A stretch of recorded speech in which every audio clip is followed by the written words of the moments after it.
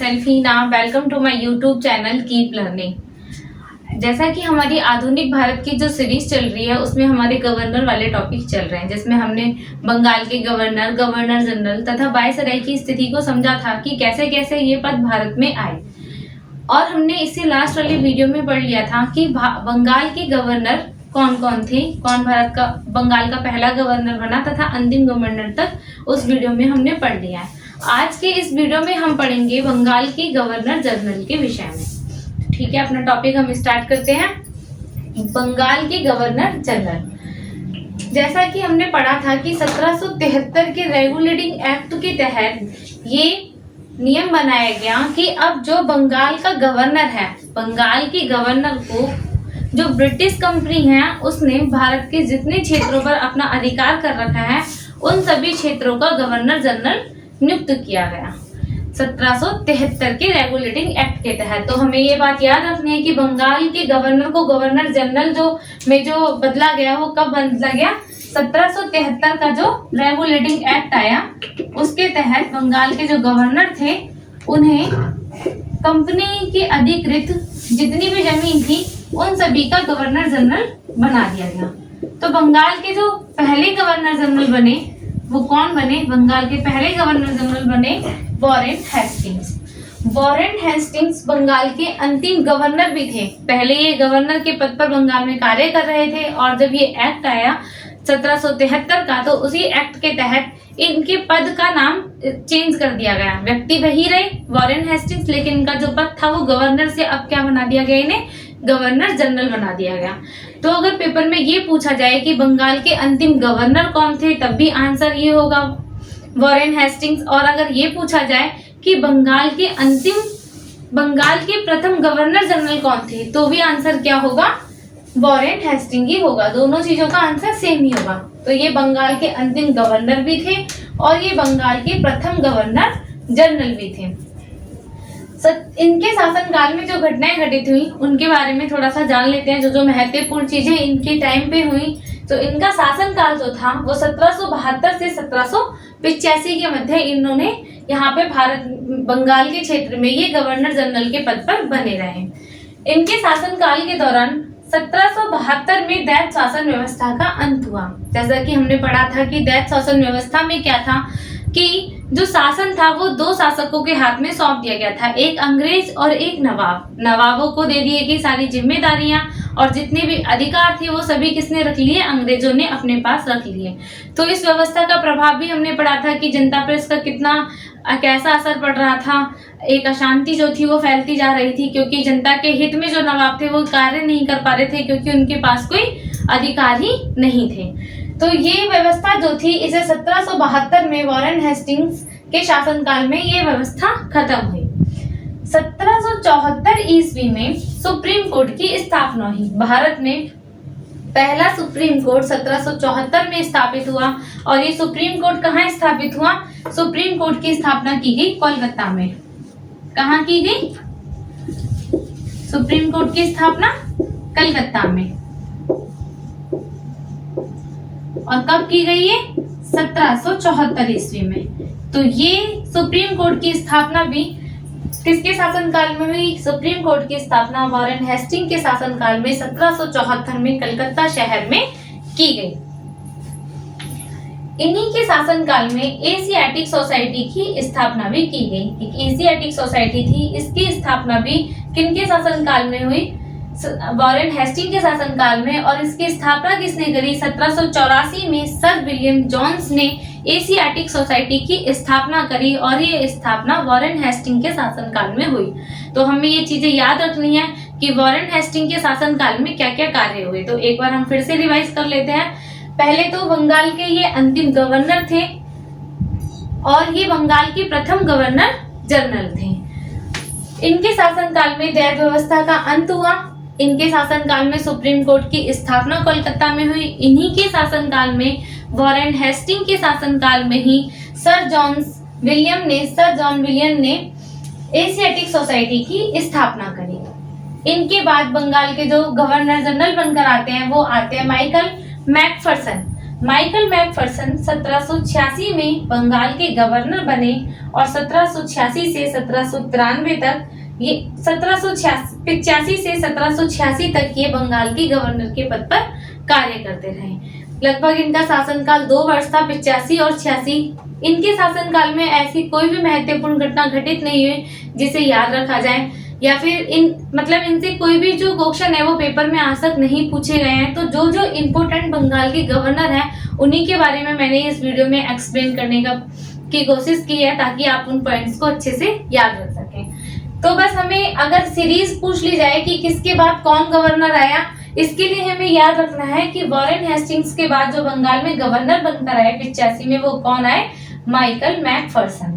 और कब से कब तक रहे ये? 1785 से 1786 तक ये बंगाल के गवर्नर जनरल बनकर रहे।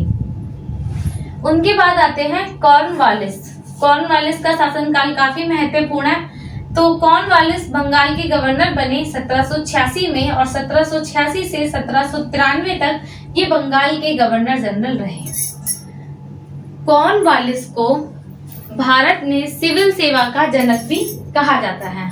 इन्हें क्या कहा जाता है? सिविल सेवा का जनक। सिविल सेवा के बारे में हमने पढ़ा था पहले कि सिविल सेवा में जो व्यक्ति चुने जाते थे पहले वो ब्रिटेन से चुने जाते थे। 1853 में पहली बार सिविल सेवा में चयन करने के लिए एक कॉम्पिटिटिव एग्जाम परीक्षा का आयोजन किया गया। 1873 ईस्वी में पहली बार सिविल सेवा में चयन के लिए परीक्षा का आयोजन किया गया। उसके बाद 1920 में पहली बार ये सिविल सेवा की ये जो परीक्षा थी ये पहली बार 1920 ईस्वी में भारत में करवाई गई। तो यहाँ पे हम नोट करते जाते हैं जो जो इम्पोर्टेंट चीजें हैं।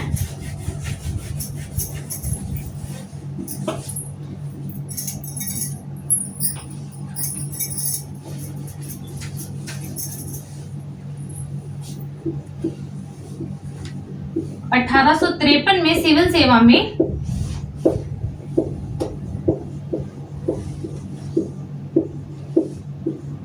चयन परीक्षा का आयोजन हुआ। चयन परीक्षा शुरू की गई और 1920 ईस्वी में पहली बार भारत में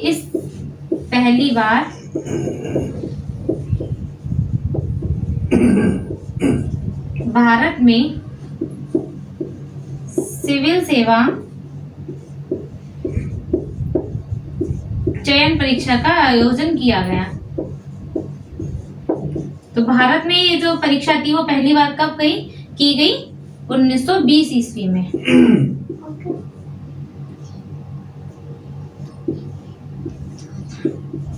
कई बार पेपर में ये भी पूछ लिया जाता है कि सिविल सेवा में चुने गए पहले भारतीय कौन थे? पहले भारतीय जो सिविल सेवा में चुने गए वो कौन थे? पहले भारतीय थे सत्येंद्र नाथ टैगोर। पहले भारतीय जो सिविल सेवा में चुने गए वह थे सत्येंद्र नाथ टैगोर।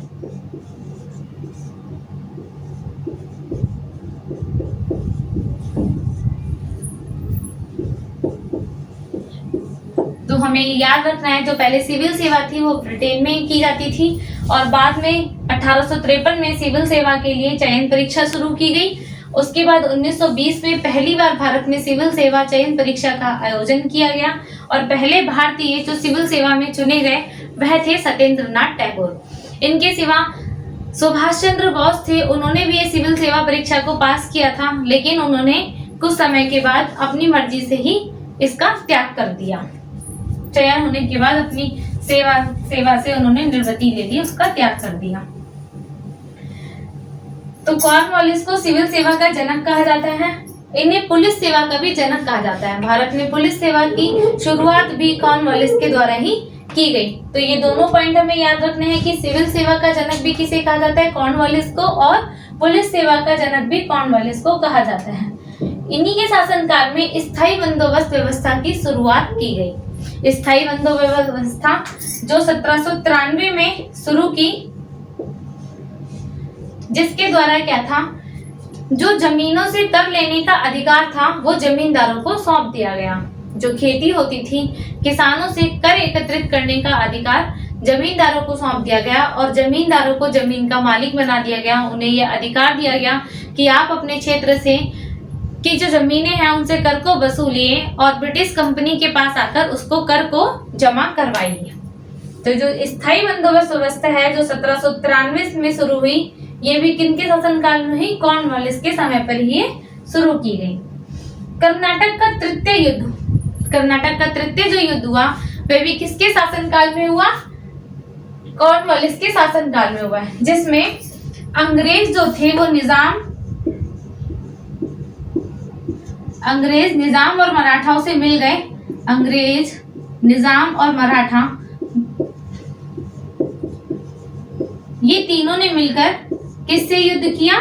टीपू सुल्तान से। और इस युद्ध में टीपू सुल्तान की हार हुई। अंग्रेजों ने निजाम और मराठा को लालच दिया कि हम तीनों मिलकर क्या है, टीपू सुल्तान के मैसूर का जो क्षेत्र है उस पर आक्रमण करते हैं और जब हमें विजय प्राप्त हो जाएगी तो मैसूर के क्षेत्र को आपस में बांट लेंगे। और इनका ये जो इनकी योजना थी ये सफल भी होती है। अंग्रेज, निजाम और मराठा तीनों मिलकर टीपू सुल्तान से युद्ध करते हैं। इस तृतीय आंग्ल मैसूर युद्ध में टीपू सुल्तान की हार होती है और मैसूर का बहुत सा क्षेत्र अंग्रेजों द्वारा हड़प लिया जाता है। तो ये हमें याद रखना है। जो तीसरा मैसूर युद्ध हुआ था जिसमें टीपू सुल्तान की हार हुई वो कॉर्नवालिस के शासनकाल के दौरान ही हुआ था। 1789 में दास व्यापार पर रोक लगाई गई। दास व्यापार पर जो रोक लगी वो भी कॉर्नवालिस के समय पे ही लगी। ये याद रखेंगे कि दास प्रथा नहीं है, क्योंकि दास प्रथा का अंत तो कब हो चुका था? 1743 ईस्वी में ही इसका अंत हो गया था। ये है दास व्यापार पर रोक। और ये पहले ऐसे गवर्नर जनरल थे जिनकी मृत्यु कहां पर? भारत में ही हुई थी। कॉर्नवालिस की मृत्यु भारत में ही हुई। ये पेपर में, ये क्वेश्चन भी कई बार पेपर में पूछा गया है कि कौन से ऐसे गवर्नर थे, ब्रिटिश गवर्नर, जिनकी मृत्यु भारत में हुई। तो किसकी मृत्यु हुई भारत में? कॉर्नवालिस की। इनकी मृत्यु के बाद इनकी जो समाधि बनाई गई वो गाजीपुर में बनाई गई। कॉर्नवालिस की समाधि कहाँ बनाई गई? गाजीपुर में। गाजीपुर में इनकी समाधि भी बनाई गई।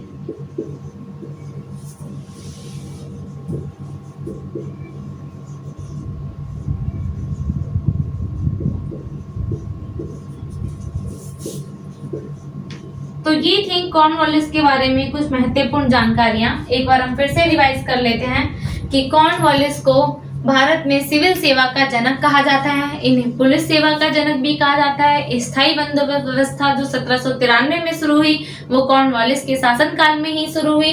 इसके सिवा जो कर्नाटक का तृतीय युद्ध था वो इनके शासनकाल में हुआ और दास व्यापार पर रोक लगी। और ये पहले और ऐसे गवर्नर थे जिनकी मृत्यु कहाँ पर हुई थी? भारत में हुई थी। भारत में गाजीपुर में इनकी मृत्यु हुई। भारत में इनकी मृत्यु हुई और गाजीपुर में इनका समाधि स्थल बनाया गया। इनके बाद जो गवर्नर जनरल बनकर आए बंगाल के, वह बनकर आए सर जॉन सोर। इनका बस हमें शासनकाल याद रखना है कि सर जॉन सोर ने 1793 तक 1798 तक यहाँ पर शासन किया। 1793 से 1798 तक मेनली जो इनका शासनकाल था, इन्होंने काफी शांतिपूर्ण ढंग से यहाँ पर गवर्नर बने रहे। इन्होंने मैसूर के जो क्षेत्र था उसमें किसी भी व्यापार का, किसी भी प्रकार का कोई भी हस्तक्षेप नहीं किया। इनसे पहले जितने भी गवर्नर थे उनके शासनकाल में हमने देखा कि मैसूर के साथ छोटे मोटे युद्ध जो होते रहे। इन्होंने मैसूर के क्षेत्र में अहस्तक्षेप नीति को अपनाया। ये बात हमें याद रखनी है कि वह कौन से गवर्नर जनरल थे जिन्होंने मैसूर के लिए अहस्तक्षेप नीति को अपनाया। तो किसने अपनाया? सर जॉन सोर ने। इनका शासनकाल 1793 से 1798 तक। इनके बाद जो गवर्नर जनरल बने वो बने लॉर्ड वेलेस्ली। लॉर्ड वेलेस्ली 1798 में बने और 1805 तक ये बंगाल के गवर्नर जनरल के पद पर नियुक्त रहे। लॉर्ड वेलेस्ली के शासनकाल में ही सहायक संधि अपनाई गई। इन्होंने एक सहायक संधि अपनाई जिसके तहत अंग्रेज क्या कर रहे थे, जो भारत के बहुत से राज्य थे उन पर अपना अधिकार करने के लिए उन्होंने देशी राजाओं के सामने प्रस्ताव रखा कि वह सहायक संधि को अपनाए। और जिन राज्यों के द्वारा ये सहायक संधि अपनाई जा रही थी उनको क्या क्या चीजें माननी पड़ती थी? उनके जो क्षेत्र होते थे उन राजाओं के, वह अपनी अपनी पर्सनल सेना को नहीं रख सकते थे। अब उनके क्षेत्र पर भारतीय राजाओं के जो क्षेत्र थे, जो राज्य थे, उन पर अंग्रेजी सेना नियुक्त की जाती थी और उनका खर्चा किसके द्वारा उठाया जाता था? भारतीय राजाओं के द्वारा उठाया जाता था। इसी प्रकार से जो भारतीय राज्य होते थे, जहां पर जो ये सहायक संधि अपनाते थे, उनके दरबार में एक अंग्रेजी रेजिडेंट नियुक्त किया जाता था, जो उन राजाओं के पूरे जो कार्य होते थे उन पर अपनी पूरी देखरेख करता था। तो सहायक संधि के बारे में जो हमें मेन याद रखना है, वह याद रखना है कि सबसे पहला राज्य भारत का जिसने सहायक संधि को अपनाया, तो वह किसने अपनाया था? सबसे पहले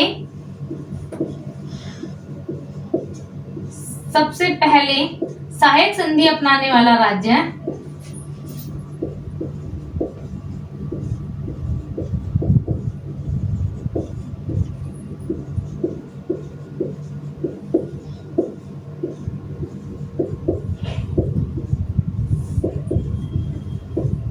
हैदराबाद था।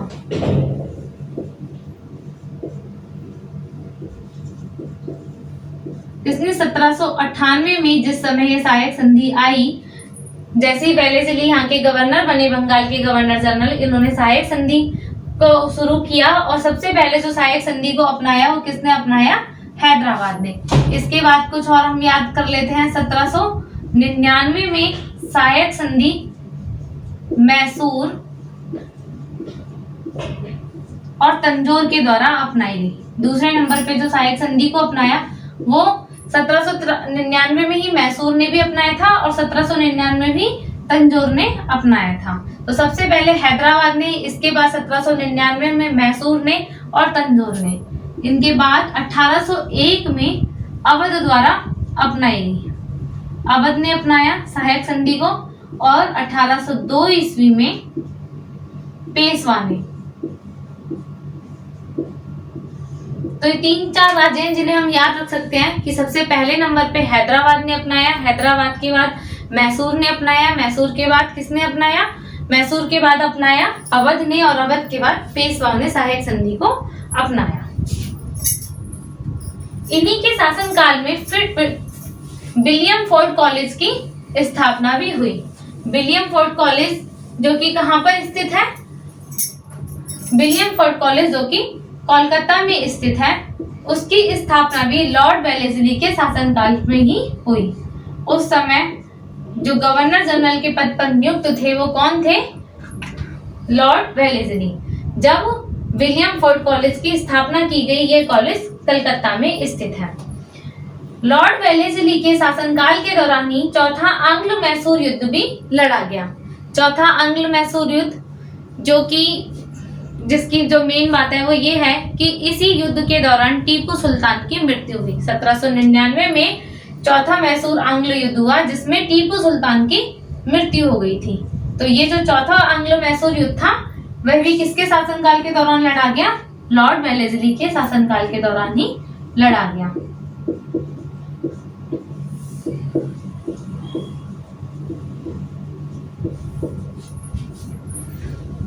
लॉर्ड वेलेस्ली के बाद जो अगले यहाँ के गवर्नर जनरल बने वो बने sir George Parle.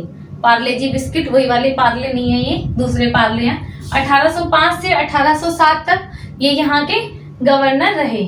Lord Minto इनके बाद बने लॉर्ड मिंटो 1807 से 1873। ये जो है इनके शासनकाल में कोई ऐसे कार्य नहीं थे जो बहुत ही इंपॉर्टेंट हो या पेपर में पूछे गए हो, इसीलिए इनके बारे में मैंने बस इनका शासनकाल ही लिखा है ताकि अगर क्रम आए तो आपको पता हो कि इस क्रम में ये बंगाल के गवर्नर जनरल नियुक्त किए गए थे। लॉर्ड मिंटो 1807 से 1813 तक रहे। इनके बाद बने लॉर्ड हेस्टिंग्स 1813 से 1823 तक इन्होंने बंगाल के गवर्नर जनरल के पद पर कार्य किया। तो इनके शासनकाल में 1814-16 में नेपाल से युद्ध हुआ। हमें याद रखना है कि नेपाल से जो युद्ध हुआ था वो किनके शासनकाल में हुआ था? लॉर्ड हेस्टिंग्स के शासनकाल में ही हुआ था। ये याद रखना है, ये वॉरेन हेस्टिंग्स नहीं है। वॉरेन हेस्टिंग्स तो कब बने थे? 1772 में बने थे। ये लॉर्ड हेस्टिंग्स है। तो लॉर्ड हेस्टिंग्स 1416 में नेपाल से युद्ध हुआ और इन्होंने पिंडारियों का दमन किया। इनके बाद में एक और गवर्नर बने जिनका नाम है लॉर्ड विलियम बेंटिंग, लेकिन हम उनके बारे में पढ़ेंगे जब हम भारत के, क्योंकि इनके बाद में क्या हुआ कि जो गवर्नर जनरल थे, बंगाल के गवर्नर जनरल, उन्हें अब भारत का गवर्नर जनरल बना दिया गया था 1833 के चार्टर एक्ट के तहत। तो उसके बारे में जब हम पढ़ेंगे लॉर्ड विलियम बेंटिंक के बारे में, तो जब हम भारत के गवर्नर जनरल के विषय में पढ़ेंगे तब उनके बारे में हम पढ़ेंगे। तो ये थे हमारे बंगाल के गवर्नर जनरल के बारे में आज हमने इस पूरी वीडियो में पढ़ लिया है। आई होप ये टॉपिक आपको पसंद आया होगा, तो प्लीज इसे लाइक और सब्सक्राइब करना ना भूलें। Thank you so much.